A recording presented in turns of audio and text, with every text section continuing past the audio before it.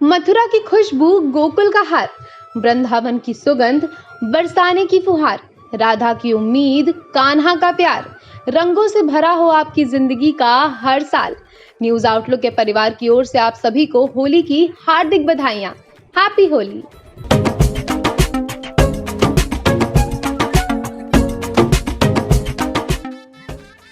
होली का नाम सुनते ही मन में खुशी और उल्लास की भावना उत्पन्न हो जाती है। होली रंगों का त्योहार है जिसमें बच्चों से लेकर बूढ़े व्यक्ति तक सभी शामिल होकर इसे बड़े ही धूमधाम से मनाते हैं।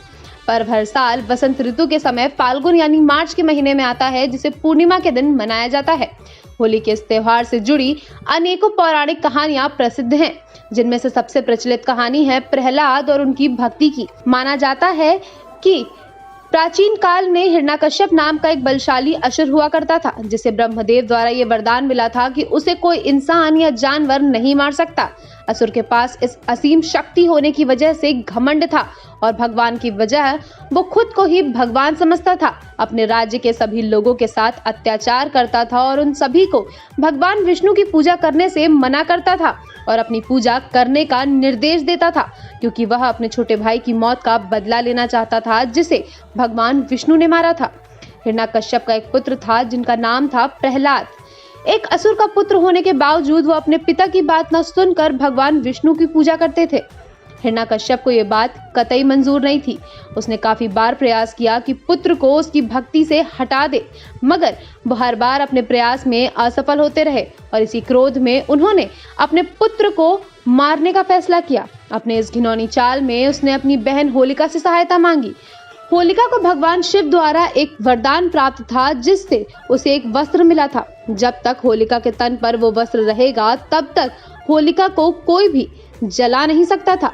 हिरण्यकश्यप ने एक षड्यंत्र रचा और होलिका को यह आदेश दिया कि वो प्रहलाद को अपनी गोद में लेकर आग में बैठ जाए। जब होलिका प्रहलाद को लेकर आग में बैठी, तब वो विष्णु भगवान का जप कर रहे थे।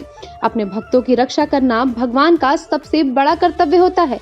इसीलिए भगवान विष्णु की दया से उस समय एक ऐसा तूफान आया जिससे होलिका के शरीर पर लिपटा वस्त्र उड़ गया और वो प्रहलाद के शरीर पर आ गया और आग से ना जलने वाले वरदान पाने वाली होलिका उस आग में भस्म हो गई। और वहीं दूसरी तरफ भक्त प्रहलाद को अग्निदेव ने छुआ तक नहीं।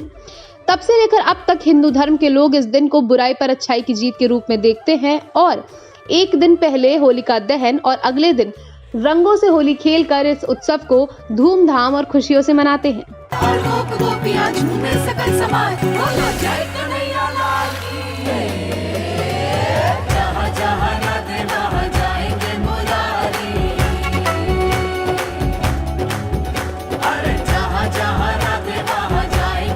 नमस्कार, आप देख रहे हैं न्यूज़ आउटलुक। मैं हूं समिष्ठा सिंह। अगर ये वीडियो आपको पसंद आया हो तो इसे लाइक और शेयर ज़रूर करें। इसके साथ ही ऐसी ही रोचक खबरों के लिए हमारे चैनल को आज ही सब्सक्राइब करें। धन्यवाद।